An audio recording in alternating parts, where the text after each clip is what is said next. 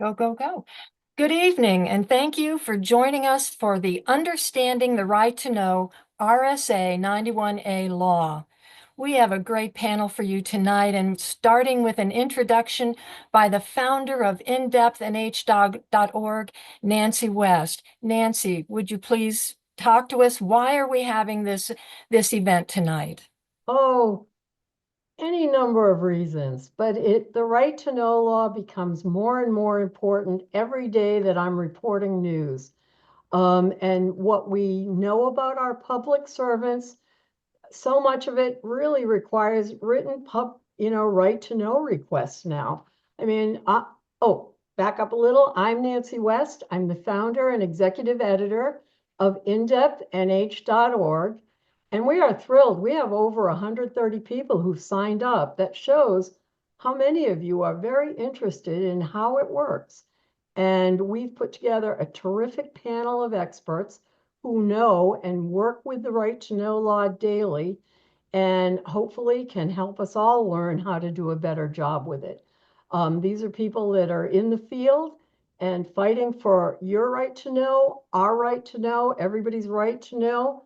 And, it's become very, very important. I'm so thrilled that you're here. And I'm so thrilled that we have put together this panel of experts of people that I've known for mostly for many years. A few new faces, but we're all going to learn a lot tonight, and I'm just so glad you're here. And please don't forget to read InDepthNH.org. And if you want to help us out, share our stories on your social media sites. That helps us a lot. And we are growing like gangbusters. I'm really pleased to say that it's kind of an overnight success story that's taken a decade. We've been doing this for a decade with, a lot of people who are just passionate about the right to know law and just about the right to know what's going on with our public officials, with the powerful people. Our mission is to hold the powerful accountable and to give voice to marginalized people, places, and ideas. This is online every day. I hope you'll sign up for our free newsletter. And we want to get right to the experts. So I'm going Okay. to pass it on. Very good. Thank Thank you you. so much, Nancy. I appreciate that. First up on our panel is Rick Gagliuso. He's an attorney with the Bernstein Scher Law Firm. He is a constitutional law expert and has litigated many cases under the RTK law. Rick, welcome tonight, and thank you for bringing your expertise to this event. And would you tell the folks all about the right to know law? Thanks, Beverly. Yeah, I usually take 2 or 3 hours to do this, which is what I've planned. So you guys can sit back and just Rick, we talked relax. about 6 minutes, remember? Yeah, I know. I'm gonna skip wildly over some things quickly, but RSA 91A is our right to know law. It's all states have some version of it. It's some states call it the Open Records Law or Sunshine Act or things like that. But we've had one in some form since the late 1960s, and it's been kind of amended and fine-tuned since then. For some reason, the legislature keeps wanting to tinker with it, I guess to just justify why they're there. But they do keep tinkering with it over the years.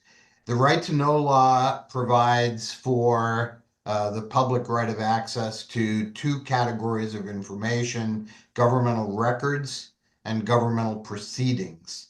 And there are a lot of issues related to both categories of information. Most of the cases that I deal with and litigate have to do with public records as opposed to public proceedings, um, because there are a lot of issues related to that. Uh, One of the things that Nancy or someone asked me to talk about is how do you make a request for records under the right to know law. There's no real magic to it, but my suggestion is that you do it in writing. Uh, so that you have a record of it, and to be as specific and kind of narrow as you can, because in my experience, the turnaround time for responses to requests like this has a lot to do with whether you're asking for a truckload of stuff or two pieces of paper. So be as narrow as you can, as specific and clear as you can. There are exemptions under the right to know law for records that aren't considered governmental records to start with, or are exempt from public disclosure. We don't have time to go through all those exemptions, but they're clearly stated in the law, and they tend to be growing in number over time. Um, I think what I want to do, instead of trying to do an overview of the right to know law, and I'll be happy to answer questions later, but I have a few observations kind of from the trenches that I want to share with you, after years and years of working with this and butting up against public bodies and public officials. So if you'll permit me, just a few kind of, I'm going to call observations from the trenches. The first one is that even after all these years that this law has been in effect, there are still public bodies and public officials who don't get it and who are not abiding by the law, or are doing so only reluctantly and being dragged kicking and screaming. I don't know whether that's a result of ignorance of the law or just being difficult. I think you find that resistance to complying with the law is greater in smaller towns around New Hampshire than it is in the bigger cities, probably in part because the cities have their own in-house lawyers who advise them about things like this. But clearly there's still resistance to complying with the law. Number two observation is that we need more citizens, plain private citizens, insisting on their rights under the right to know law. To put it really short and sweet, we need more Lori Ortolanos who who are going to be out there and holding people's feet to the fire and insisting on their right to their records. These records don't belong to selectmen and zoning board members. They belong to you and me. And people like Laurie understand that, and they're trying to gain access to records and public proceedings and meetings. Um, the media years ago used to be sort of primarily responsible for this. It's still probably true today, but as you know, media have much more limited resources than they used to have, and less ability to pay people like me every day to go chase this stuff. So it needs people like you, like all of you, to get involved and to be part of the enforcement of the right to know law. Third observation is that in my experience, there is a ripple effect of um, taking steps to enforce the law and insist on access to records and proceedings. Um, and the ripple effect is that once your local zoning board or your local board of selectmen or the whatever the public body is understand that there's somebody watching and somebody who's prepared to take steps to make them comply with the law, guess what? They tend to start complying with it more than they were. And that has sort of a little bit of a deterioration over time. It doesn't last forever, but in my experience, there's a great benefit beyond the particular request that you're making in terms of making people aware that there's someone out there watching and someone who's prepared to enforce their rights. It's So, a Rick, would you say that this is your overall message, that you can, this is the week, this is Sunshine Week, and you have the right to know. Every citizen has the right to know. And you're saying that because of the resources, we need them to activate themselves and go after this information. Yeah. Yeah, no question. Don't leave it to the local paper, the media around New Hampshire. So Okay. real quick, the next one is there's a focus on personal privacy these days, especially in the legislature. There are bills in the legislature these days that have to do with protecting personal privacy, and that butts up against the access to public records that the right to know law protects. And the legislature is sort of struggling with that balance right now. To the extent you want to get involved in legislation, those are the kind of bills that you may want to take a look at. And then finally, I make this point every time I do this, and I'm going to make it one more time here. To the extent that there are amendments to the right to know law still needed, I would tell you that by far the most important thing we could accomplish is to change the law so that if you prevail in a lawsuit or a claim or enforcement action under the right to know law, that your attorney's fees get reimbursed. There is Okay. a provision for it. It's somewhat limited and restricted. The result of that is that attorney's fees are not usually awarded in cases under the right to know law, which means that a lot of people aren't willing to go and spend the money to do it. My view is if you prevail in a suit under the right to know law, you ought to the public body ought to pay your fees, and not Okay. you. So Okay. that's my final pitch. Thank you. That was wonderful. That was great. We appreciate your information and your expertise in this regards. We're going to move on to Lori Ortolano now, and I have a note here in the chat. Maura Annette Chappelle says Lori Ortolano is my hero. So we'll start with. What I wrote about Lori is if you think you can't do it, she's going to tell you why you can. And because of that, she was the 2023 First Amendment Award honoree for her advocacy. And one more thing before Lori, you are next up. Please put all your questions in the chat. And what we will do is we will address them at the end of after each panelist has spoken. All right. And thank you, Lori Ortolano, you are up. Thank you. Thanks for having me tonight. It's nice to be among company of folks that are really strong advocates and great experts at this. I came on looking for records in 2018 in an assessing office, and it's branched out a bit from there. It's been pretty challenging for me.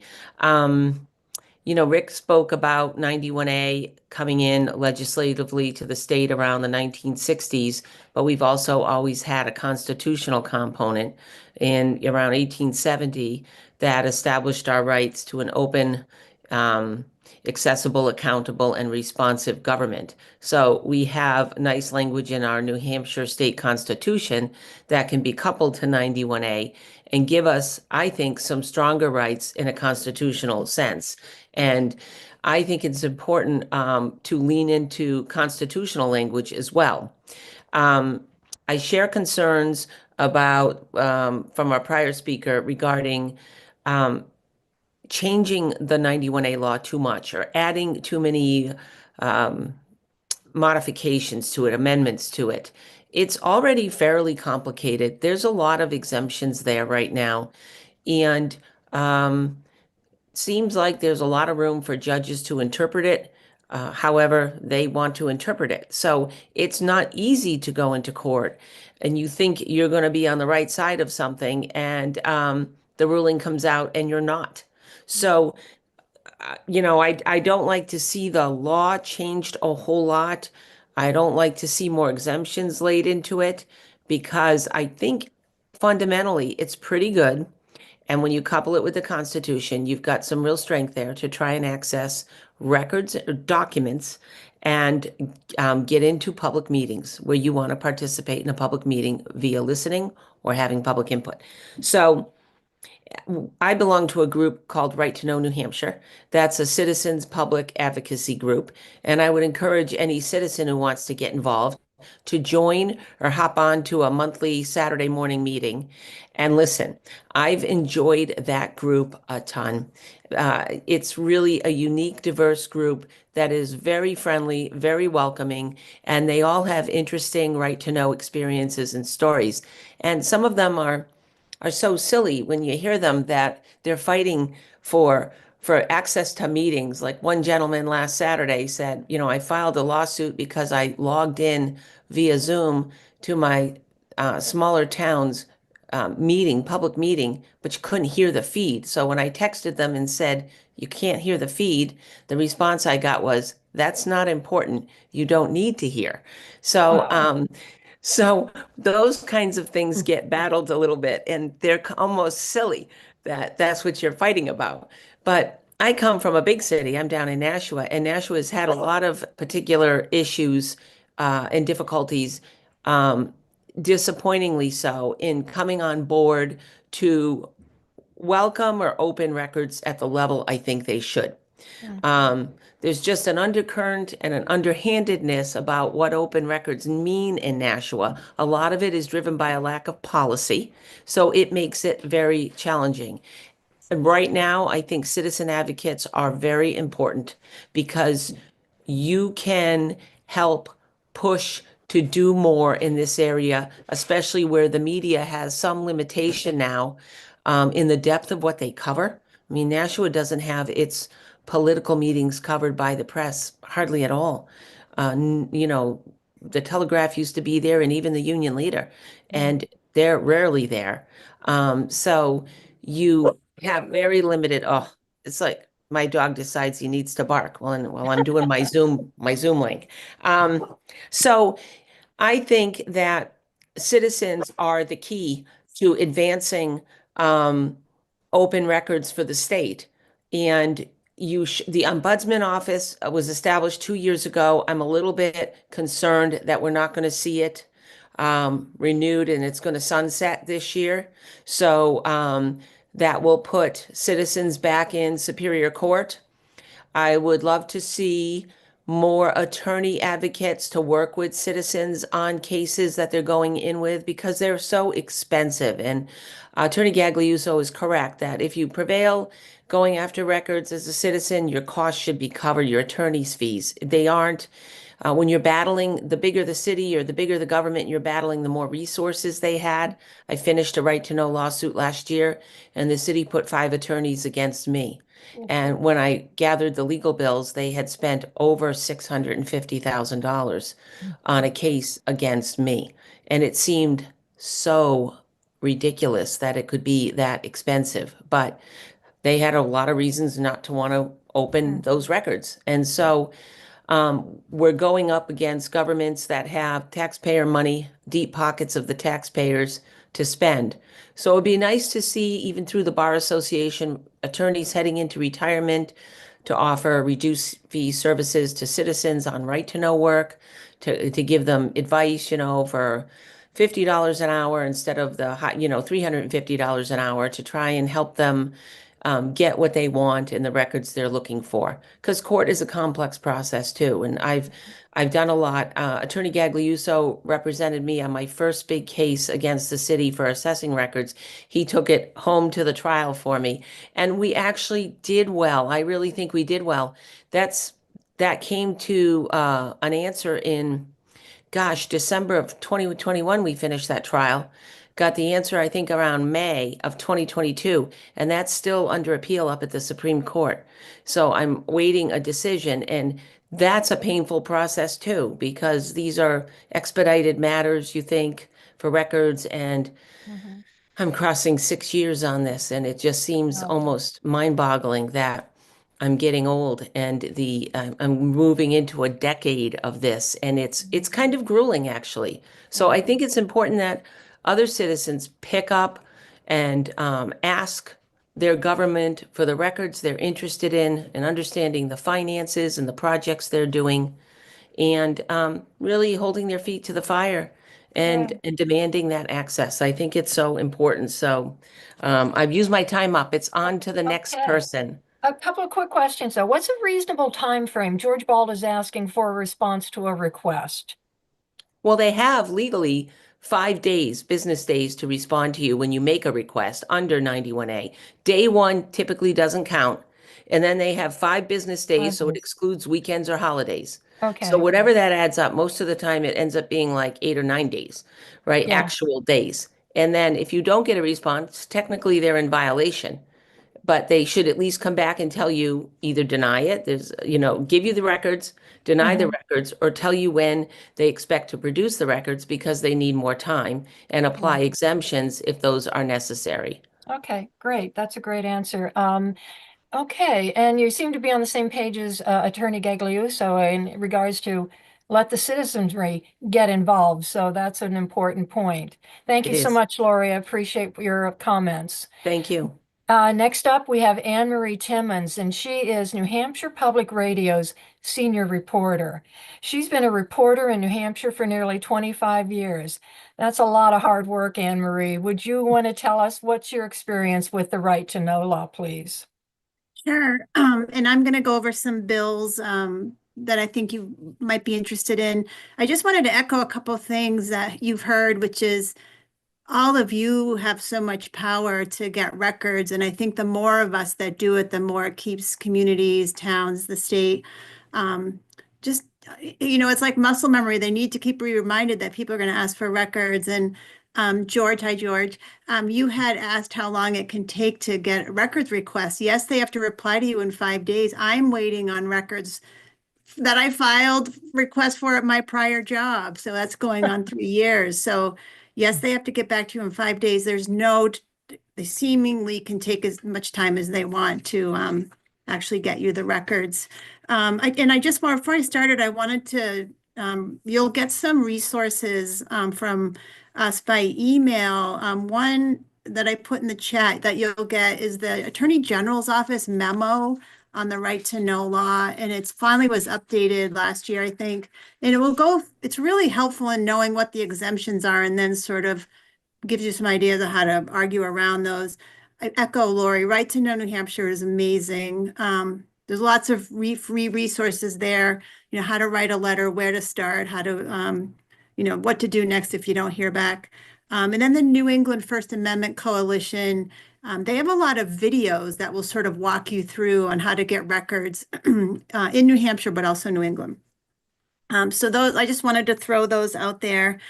So I'm going to talk to you. In my experience, right to know is I always try to avoid a right to know by having a relationship with someone and convincing them to give me records because right to know takes so long. But that's always the next good step if you can't get there. And I feel increasingly like the government is not responsive.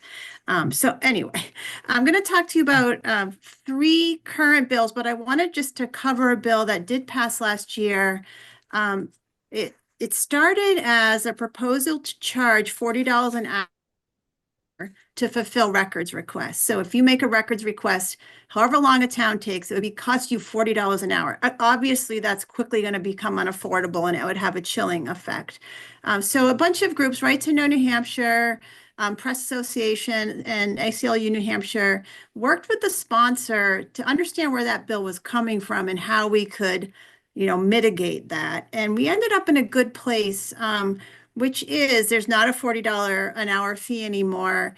This is for electronic communications. And I'll just back up quickly. The reason this bill surfaced because communities were complaining that they are spending tens of thousands of dollars answering right to know requests. Now, part of that is because they choose to send that out to a lawyer and rather than do it themselves, they choose not to put records online that would just be available and they would not have to take calls from the public on and on.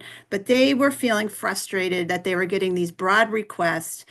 They could be from citizens, but they also were from a solar panel company requested every building permit in town so that they could then market solar panels, for example. So they were very frustrated. Because of that, we knew we were not going to get this to go away. So we really mitigated it. So this law now, if you want to use it, all electronic communications they're free. Like this is email, chat messages, text messages. The first 250 are free. So it's hard for me to imagine how I would get to 251. But if you do, then they're $1 each. But I think it's two pieces of information about this. Each message, all of the attachments that go with it, all of the replies, that still counts as one. So you're going to get a lot of information for free, I think. So that, I prefer we have no charge, but that's where we are. There's an exemption for people who can't afford to pay, and there's an exemption if you can show that the disclosure of that information is in the public interest. So that's, I think, very helpful. And there's also an encouragement in that law to get communities to help you narrow the request. And so I remember the first time an agency suggested I narrowed my request, my first thought was, you're trying not to give me something. But as we talked about it, I was requesting something that would have taken 6 months to pull together. And as I understood what was involved, I thought that was, I didn't think they were exaggerating. So we narrowed it as a starting place. And it was good for me, good for the state. I got the records I wanted much more quickly. So if you can, and not every place, Nashua will have this conversation with you, but if you can, that's a good, I would suggest you do that. And now I'm going to tell you about 3 bills that are sort of in play right now. And also you'll get the general court, the legislative website, you'll get this link, and in there you can subscribe to a category of bills. So Right to Know is one of the categories. So if you subscribe to that, you'll get in your email when hearings are coming up, what, a committee has, what action they've taken, when it's going to the floor.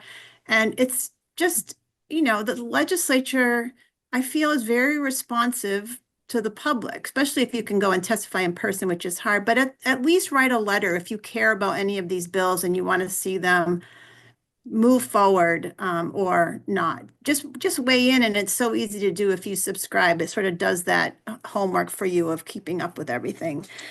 Okay, so on to this year. Lori had mentioned the Right to Know Ombudsman's Office. That is in peril. There was a bill to extend it for 2 years. We've had it for 2 years. It was going to get another 2 years.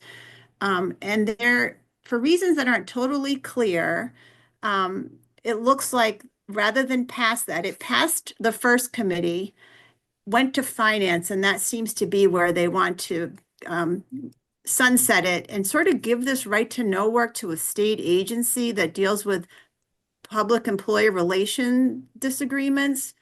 First of all, this is supposed to be an independent agency. It should not be living in another state agency.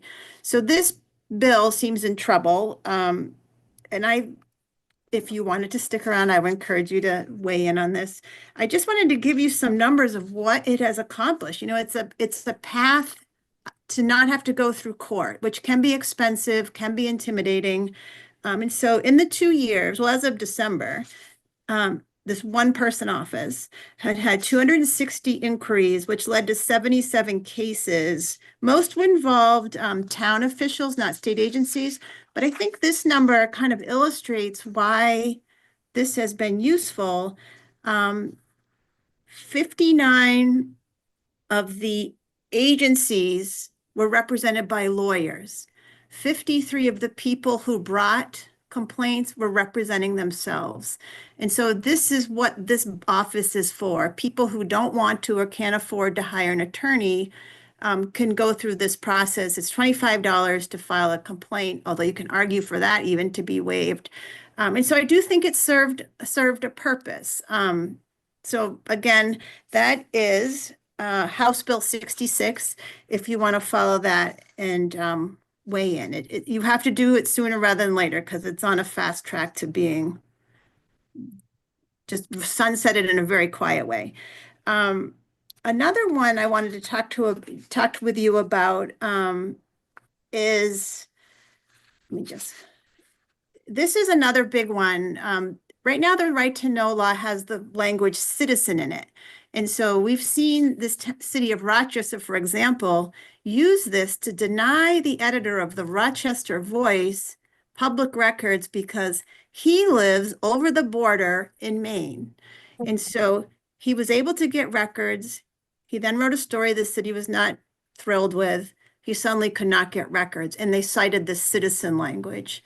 And so he went to court. He also went through the Right to Know Ombudsman's office. They both recognized that there is an issue here. And so there is a bill that would replace the word citizen with person. So that would solve that problem. So far, we tried to do this last year. It did not get through.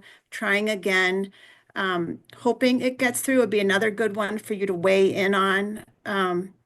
We'll see what happens. Fingers crossed on that. And then the Okay. last bill, did someone have a question? Okay. No, go ahead. Just, The yeah, last we don't need bill, to tie it up. okay, the very last bill, it's bad news, so I won't spend too much time on it. It was legislation that would have made it harder for people to file these harassment lawsuits to keep you from looking into something or keep you from complaining. That failed last year. That seems on track to fail again this year. We'll know in a couple of weeks probably. So I'll leave it there and then happy to answer any questions at the end.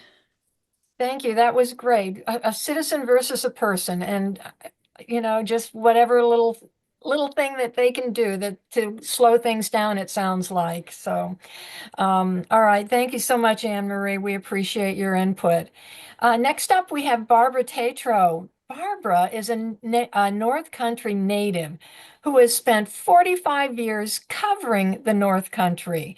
She has I'm sure she'll have a few words to say about the right to know law. Barbara, would you just give us a little bit of your wisdom on this subject?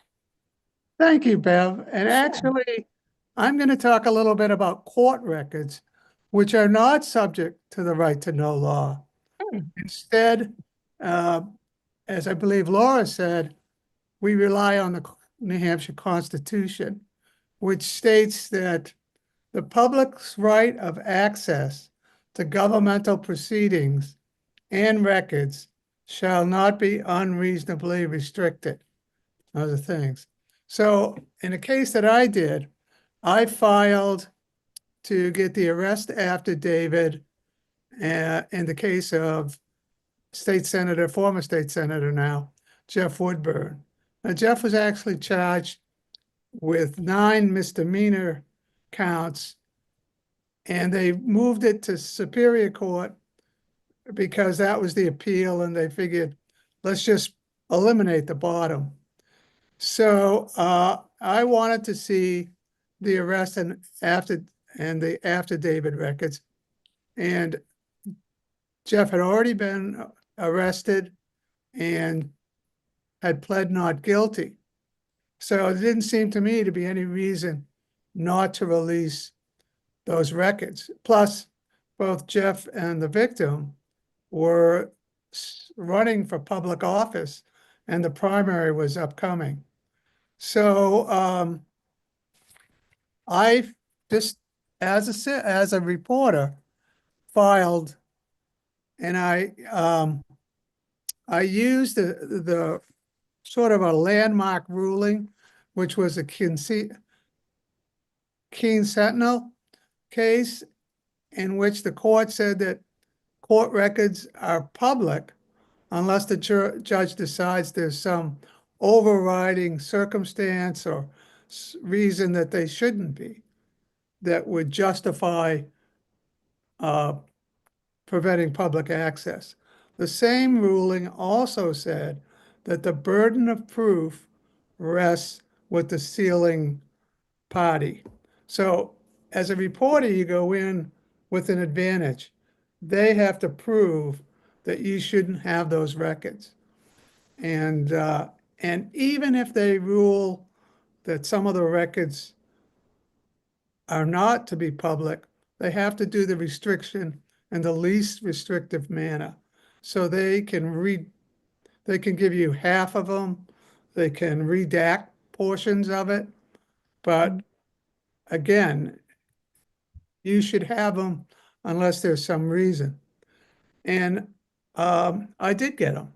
The judge actually ruled in my favor. And one important thing with that case was that I filed after there had been an arrest and after the arrest and he had pled guilty, sort of establishing that the prosecution had met probable cause. If I had filed before he was indicted or before he was arrested, there's another ruling that said that in that case, the burden rests with me, and there's very limited circumstance that the court would be expected to release him. And the court would have been probably different. And I would make a couple of practical suggestions. You don't, number one, have to be a lawyer. I'm not, obviously. And you can be a citizen. And the court is supposed to sort of take note of that.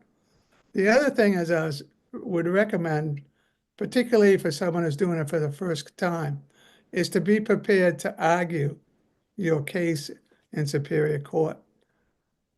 Being in a courtroom situation can be intimidating if you've never been in there. In my case, the room was sealed. No other parties were allowed. You have the AG's office on one side, the judge up here, and the defendant's attorneys here. And all of a sudden you're like, oh, what do I want to say?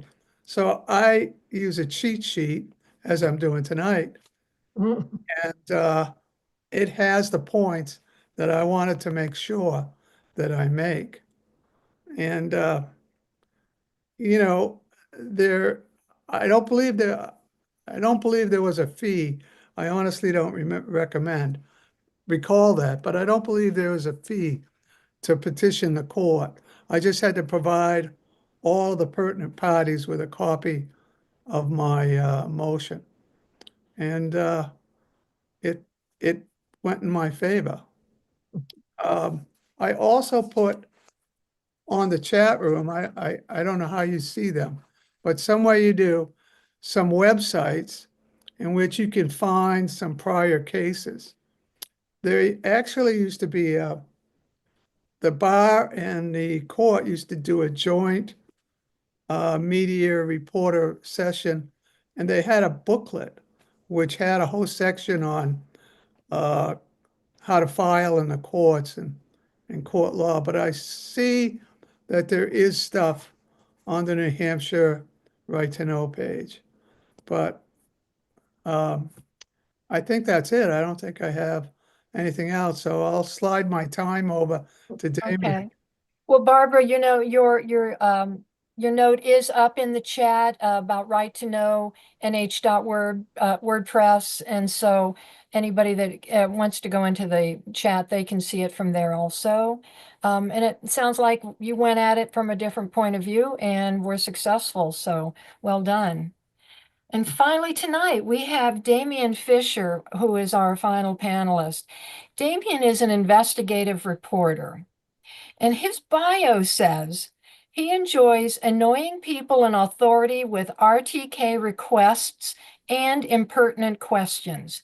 I think that speaks for itself, how Damien is attacking this. And so, Damien, would you be so kind to talk about your experience with the right to know law, please? Thank you, and thanks for having this. I have to say I'm pretty pessimistic as to the direction I've seen this go over the last several years.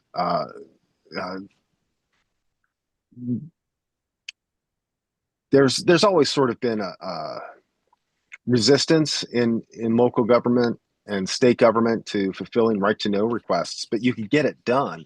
I go to court a lot now, or I get a lawyer involved a lot more than I used to. And that's partly because, again, there is a growing undercurrent of resistance to public records. There's the fact that citizens, people are more used to being able to access information than they were, say, 10 or 20 years ago.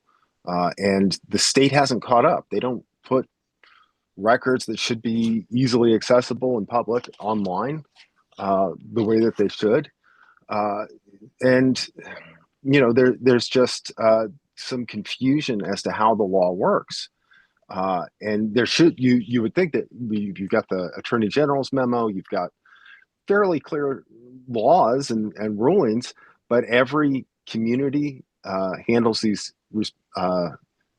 requests differently, and in some ways in violation of the law. The example that we just heard about, the citizen, you've got to be a citizen to get this request filled. Yeah. I mean, that was one of the first things I learned. You could file a John Doe right to know request. They could not ask you who you were or why you wanted it. They just had to deal with the request. But it seems like we keep going back and having the same fights over and over and over again. And it's increasing, I think, from what I've seen. And it's becoming more difficult to get requests filled. I don't know how an average person who's just, they're looking for information in their town, I don't know how they get it done if they were being thrown up with resistance. Anne-Marie's waited 3 years for requests. I understand that. I think a lot of the times they hope you forget about it and go away. Right. It's getting worse out there. And again, there is resistance, but I don't think there's a concerted effort. I think there's a lot of confusion among, town clerks, town administrators, as to how the law works. And every once in a while, there's a change and they don't keep up or they don't understand it. And so there's confusion. There's sort of a lack of a standardized response. I don't know where they're getting their training for how to deal with right to know. But they don't all seem to be going to the same training. And so you combine that all together and it gets to be very difficult to get information that shouldn't be difficult to get. And, I don't know what the answer is. Do you find yourself training them, helping them to learn? You become a teacher? I try not to, but yeah, I mean, I've gone to select board meetings and had to explain law to select board members. So it's but it's, as I said, it's sort of getting worse. And I'm lucky I've got an attorney who loves to pick fights with me. But I don't know how you do it without an attorney at this point. It's just getting to the point where everything is a fight. Everything is a negotiation. The question is about how long do they have to respond to your request? It's a negotiation at this point. They've got the 5 days to send you a letter that they received your request, but when they fill it, at that point you've got to start sort of thinking about whether or not you're going to go to court. So you have no recourse then. You have to just wait. Is that correct? You've got to wait. You've got to push. You can threaten. You can try and become their friends and sort of socialize your way through it, or you can get a lawyer involved. You can try and explain to them what the law is. Whatever the situation requires, but the fact is there really is more speed bumps now, I would say. And I just this morning, I was talking about this with someone, Jeff Chidiser on the radio, and he said, well, but we hear, these towns are spending so much money on these right to know requests. Well, because like Annmarie said, they're hiring lawyers, and they're not putting up public information in a public area where people can access it, and that's a large part of it. And the sort of talking point that, well, these are too expensive to fulfill. Well, I see that more and more as well, and I'm kind of suspicious of that. But that's the investigative reporter in you, though, to be suspicious, I would say. Well, yes. Yeah. Okay. Do you have any more comments you want to make? No, I see Greg Sullivan has put a comment in here disagreeing with me. I appreciate Greg. He says in the past 5 years, they've had a lot of success from the Supreme Court, and yeah, that's great. But then when that goes into the local level, to when I want to get information from a police department using those same rulings from the Supreme Court that should open things up, well, it's a fight. Mhm. It's Well, the the ruling's only as good if people are willing to follow it, and that's not always the case, and they have to run everything through their lawyers. So it's you know sorting it out and putting it into practice is different than getting a good ruling from the court. well, we're at a point now. Do any of the other panelists have any comment that they want to make in regards to what Damien is discussing here? Annmarie or Rick or Lori or Barbara? Sure. I'm gonna put in one quick comment, sort of in response to Damien's plea about trying to get through this mess. Two things. Number one, if you want to, enforce your rights under the right to know law and assert them, the best weapon you have is knowing the damn law. It's not that it is, Laurie's right, it's gotten more complicated over the years, but it's still not bad. You can sit down and read it probably in 45 minutes from top to bottom. Know the law, and when you're going up against cities and towns and public officials who are trying to stand in your way, you're not going to have much luck unless you know what your rights actually are. So know the law. Number two tip is, um, try to make sure that you make a record of every contact that you have with the people who are standing in your way. If somebody stands at the counter and tells you, look, I don't care what you say, you're not getting this stuff, go home and send them an email and say, want to just be clear, you told me Mm. XYZ. If you're ever going to fight with them, you're going to want that record of the back and forth that you had. Just two simple tips for people that are trying to go this on their own. Yeah, Lori, do you have some comment? I do. I really can relate to what Damien said. I think it's incredibly difficult to get records. It is so bruisingly battling in Nashua, and I've won things, and the Supreme Court has given me some favorable rulings, but the wins make no difference. The wins feel like losses to me, because I haven't moved the needle 5 degrees in Nashua. You know, it is so restricted, so difficult. If I go to a counter at the clerk's office and ask for the public records in the vault, they'll tell me to write a right to know and send it to legal. And I'll say, no, they're right behind you. Walk and get me the folder like everyone else gets.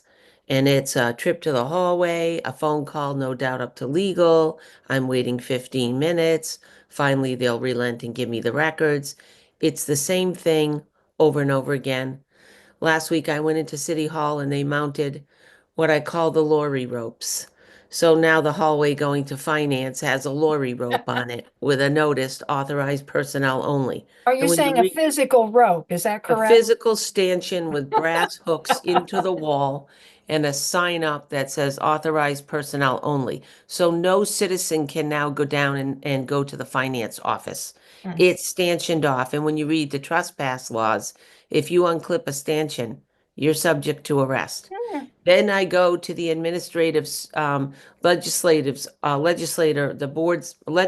the Board of Aldermen's lady who posts all the meetings and puts together all the agendas. Big stanchion across her hallway too Mm. now. Mm. Can't walk Mm. down there. And they first put the big stanchion up at the legal hallway. So now you can't go down the legal hallway or to the press room who controls all the video recording of the meetings. Mm. So the Lori ropes are up all over City Hall and they took away everyone's rights. Well, And Lori, don't you think that that is that's kudos to you that they've done that. You have been that effective.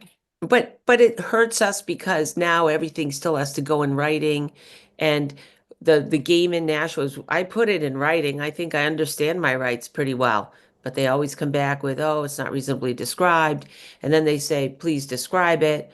They won't engage in any dialogue. They won't explain how their records are put together. And then when you respond back, they give you a new right to know number for the same thing. They assign new like docket numbers every time you deal with the same thing. So then they go into a public meeting and they go, this lady filed 10 right to know requests to get one record. No, I filed the same one over and over again trying to work with you. Yeah. But they get logged and then they can go out and say, well, we've got thousands of these, we've got hundreds of these. Look at the way it goes. I think the obstacles have never been harder. And the worst part is your reputation just takes a punch in the face. It's Mm. so damaging Okay. on a reputation standpoint that, I could never run for public office. I could never do any kind of committee work anymore. I know I can only do citizen advocate work. And my husband feels the same way. He could never Mm. do any kind of community work in Nashua or in the state because of my work getting records. Right. And it shouldn't be that way, but that's the acrimony of the political environment we live in Mm. as well. Mm-hmm. You get labeled very quickly, very inappropriately, and then it Yeah. falls out into records. So I can really feel and believe what Damien is saying. Yeah, the Supreme Court, I think, has been more favorable in right to know, but it doesn't filter down to be effective Mm. in my city at all. Something to tackle. Nancy, you have a comment? And then after that, we have to get to the questions that are in the chat box. Okay, I wanted to just weigh in and say, Rick and Greg have really made some great strides at the Supreme Court. But in the day-to-day, trying to get documents and information, I think it's still harder than ever. With less help from the agencies. Years ago, people would maybe call up and say, let's talk about what you really want so that we can limit it and get you the information you need. But that's gone by. And I actually get responses so long after write the question that I forget what case it is. So it is no longer valuable to me because the story's dead. The Yeah. story is no longer in the interest of the people. So I think something really needs to change. Okay, thank you, Nancy. All right, so let's get to the questions. Don Crease is asking, could one or more of the panelists comment on the pernicious practice of using the RTK law as a privacy statute rather than the disclosure statute? Courts have frequently entertained claims. Who would like to tackle that? How they're using the pernicious practice of this law? Rick, do you have a comment on that? Yeah, I mean, I understand what Don's getting at, and I think he's right. The people that are motivated to keep you from getting public information are going to try to find ways to turn the law on its head, and I think that's what Don's getting at, is to turn it into a privacy law. Yeah. I think that's also why you're seeing, I mentioned and Annmarie mentioned some bills in the legislature, including one that passed last year having to do with personal privacy. That's a hot button issue these days. A lot of people in the legislature are at least purport to be concerned about personal privacy, and so they're trying to interpret the right to know law in ways that protect people's privacy, and there are, like I say, there are bills coming through the legislature now that are trying to have the same effect. Okay, thank you. Melinda Min Marshall, Kennett Road. I saw a blank page in a town report pertaining to tax rate setting. I asked for the completed page 2 weeks ago from TA, not sure what that is, and again today. How long is it reasonable to wait before you get a response on a town report tax rate setting? Well, it's not reasonable if it's been past the 5 business days and they didn't respond with either we need more time, we don't have the record, or that it's exempt for a reason. It's been 2 weeks and they literally haven't written anything to her, Mhm. that to me is in violation of 91A. And they have to be reminded of that by copying the statute of what I would say go right into the statute of RSA 91A, take that little section, copy it, and mail it back to them, email it back to them and say, I believe you have not met your statutory requirement, Mm. and please provide me with a record or response. Comply with the law. Comply with the law. Give me lawful compliance. I Yeah, would do Just- that and see where it goes because, yeah, okay. I they just should wanted know to that. add, I wanted to quickly add, sometimes I think people think asking for it is enough. Ask for it and say, I'm asking for this under 91A. That triggers the 5 days. If you Mm. just ask for it, they can ignore it. So, and you don't need to just say, I'm requesting this under 91A. It can be that simple. Just spell I it would out. I would add, uh, make sure that they actually received it. A lot of towns are making it very difficult to communicate with them. And maybe they have a hidden email that where all their right to knows go, or maybe they don't, or maybe they're using a form online. You know, you put in your request and it goes who knows where. Mhm. Give them a call.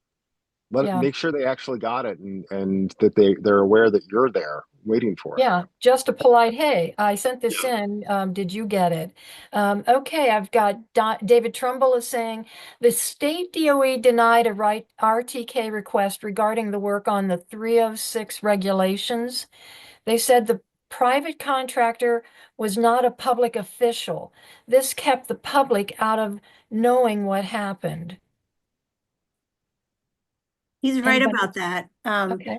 It's that we've seen the Department of Ed take this step where they contract with someone else to do some work, whether it's the EFAs or these 306 rules, which kind of get around standards of education, and they're using that to then deny a right to know request. So it's on my radar too. I think that needs to be challenged. I'm not seeing this in other agencies, but it's happening more and more with the Department of Education. Interesting. Okay. And again, with Maura Annette Chappelle, we discussed getting attorney's fees back at RTK, but unofficially decided it could backfire. We don't want to be on the hook for their attorney's fees if we lose. Would you be on the hook for that? So I guess I appreciate that concern, but I don't think that's a reason to back off trying to change the law. I think it needs to continue to be interpreted expansively and in favor of disclosure. And I don't think that the legislature would even our legislature would probably make the law that the prevailing party gets to recover attorney's fees. I think that they would entertain the idea of if some citizen, member of the public, goes to court and prevails in a right to know lawsuit, the public body pays their fees without regard to what happens if they don't prevail. I don't I'm not that concerned about that. You know, think it'll come back on them. Okay. I'd Shel, like to go ahead. see, I'd like to see costs for myself when I've gone in pro se. Costs are very limited that you can ask for too.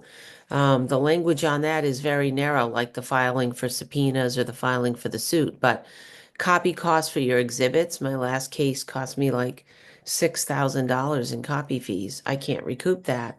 That's not part of the, not considered part of the cost. It was the most expensive part of my suit. I'd like at least that to change for, citizens. But I also think that, there is some benefit and that change to cover costs would be good. because you know, even with the fear of getting nailed with the city or the municipality's costs, I'll tell you, it would allow the court to see what the costs have become in these cases too. And pay attention to your calendar when you're scheduling these. Use the administrative orders that are available to expedite these and push them through without needing all of these trial rules. And you know, we might find we can try to make the costs more reasonable for getting our records and improve the time response of the courts. That's a possibility too. Thank you. Thanks, Lori. I've got Charlotte DiLorenzo is asking, would any of the panelists be interested in discussing the role of the NHMA in the RTK sphere? I would love to talk about that. Okay. It's been a problem. Years ago, the Municipal Association would have training, sort of like what Damien was talking about. And I and other reporters would go in and we would talk about, you know, the right to know law, explain it to them, how we use it, why we're trying to use it. And that was helpful, I think, because these are volunteer board members. But now the Municipal Association was leading this effort to use Citizen to really narrow access to records to the point where they are giving PowerPoints to different towns on how you can deny record requests. So even if you live in Concord and you have a cottage in Warner, you would not be able in their mind to get information about Warner, where you're paying taxes. And so they've been behind that effort, and they're just responding to their members, of course, but I have found it to be a real surprise that they've been leading on that effort. Okay. For what it's worth, I agree with Annmarie on that. I think the Municipal Association has been counterproductive in a lot of ways. Okay. And Maura Chappelle again goes back to Nancy's comment. I know I didn't pick up from Gorham Police because of that. I believe they deliberately passed my deadline of when I needed it by 6 months all told, notified me when it was ready the day after my hearing. So it sounded like a deliberate act on their part of delaying it until the deadline passed. Well, what's going to happen to them for doing that? There's nothing, there's no, they're not going to be fined. They're not going to be challenged in any way, the people with the documents for doing that. Mm-hmm. I got a couple of questions because we're past 7 now. Greg Sullivan is saying the agency gets attorney fees only if request is frivolous. That came from Greg. And Rob L said, "Hi, Nancy. The Innocence Project dropped to my case." Okay. Well, that's unfortunate. Let's see, Melinda Min Marshall, Kennett. I am a former town clerk and so proud of the work that I did for 20 years. I never ever had a RTK issue. My work was well recorded, documented, filed, and easily obtainable and shared. Sounded like someone was doing her job, and kudos to her then. Need more of those. More of those, more and more, and we need more. We need more and more citizens working on this also. When people say this is too expensive, it's the law. This is a RSA 91A, it's the law. If it costs more to follow the law for your community, that's a cost that people, communities have to bear and should be willing and eager to do that. Yeah. Okay, we are after 7 o'clock now. If there's any final comments, I'm open to having those be spoke. Everybody good, or do you have anything more that you want to add to this? It's really an important subject, and especially this week. So, are we any more comments from the panelists, please? It's been really great to see the turnout, and kudos to my other panelists. They were very, very good. Yeah.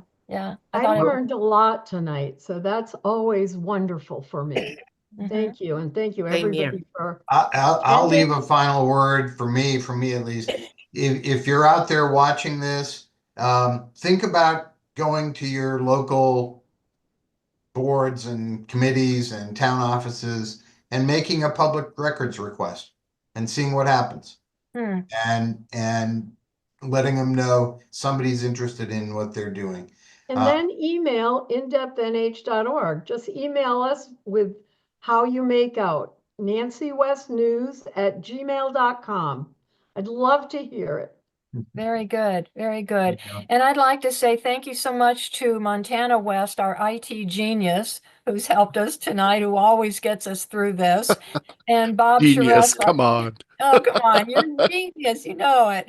And Bob Charest is the chairman of our board of directors. He's in the background also, making sure that this event is coming off without a hitch. And so I thank all of the panelists tonight. Nancy, thank you for having this. This was our 11th event, and we're planning on having more. Maybe one in April. I'm not sure if you want to talk about that yet, Nancy, or not, but we want to, there's subjects, and just let us know if there's a subject that you want us to cover, let us know, and we'll put a panel together and we'll address the questions. All right, folks? All right. Thank you so much to everyone.